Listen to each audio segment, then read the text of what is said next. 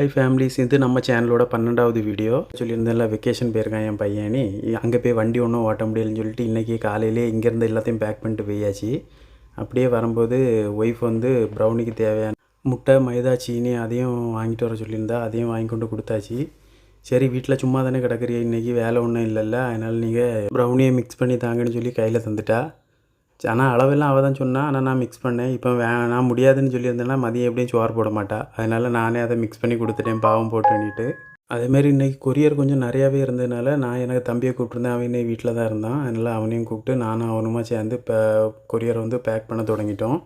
இன்றைக்கி 2 பேருமே சேர்ந்து பேக் பண்ணனால சீக்கிரமாக கொரியர் பேக்கிங் எல்லாம் முடிஞ்சிச்சு. அதில் கொஞ்சம் சீக்கிரமாகவே கொண்டு கொரியரையும் போட்டுட்டு வந்துட்டோம். போயிட்டு வந்த கையோட ஒய்ஃப் சொன்னால் ஒரு கேக் வேலை முடிஞ்சிச்சு, அந்த கேக்கை கொண்டு கொடுத்துட்டு வந்துடுங்களா அப்படின்னா.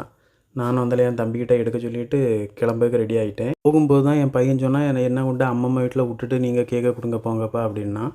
நான் கேக்கை கொடுத்துட்டு வந்துட்டு கொண்டு விட்றேன்னே கேட்டான். இல்லை, கூடாலே வந்துட்டான். அப்படியே கொண்டு அவனை அம்மம்மா வீட்டில் விட்டுட்டு நானும் தம்பியும் சேர்ந்து கேக்கை கொடுத்துட்டு அப்படியே திருப்பி ரிட்டன் வந்துட்டோம். இதோட நம்ம ஷார்ட்ஸ் முடிஞ்சிச்சு. நம்ம ஷார்ட்ஸ் பிடிச்சிருந்தா ஒரு லைக் போடுங்க.